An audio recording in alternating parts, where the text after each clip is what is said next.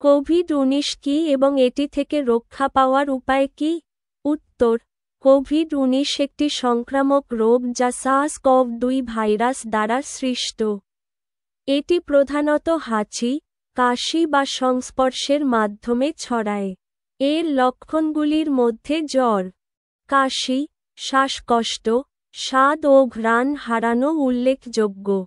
COVID-19 virus সংক্রমণের ফলে শ্বাসযন্ত্রে প্রদাহ সৃষ্টি হয়। অনেকের ক্ষেত্রে উপসর্গ হালকা থাকে। আবার কিছু মানুষের জন্য এটি প্রাণঘাতী হতে পারে। সংক্রমণ প্রতিরোধের জন্য মাস্ক পরা, হাত ধোয়া, ভিড় এড়িয়ে চলা এবং সামাজিক দূরত্ব বজায় রাখা অত্যন্ত জরুরি।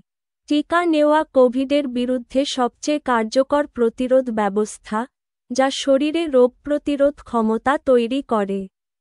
কোভিড আক্রান্ত হলে বিশ্রাম, পর্যাপ্ত তরল পান, পুষ্টিকর খাবার এবং চিকিৎসকের নির্দেশনা মেনে চলা উচিত।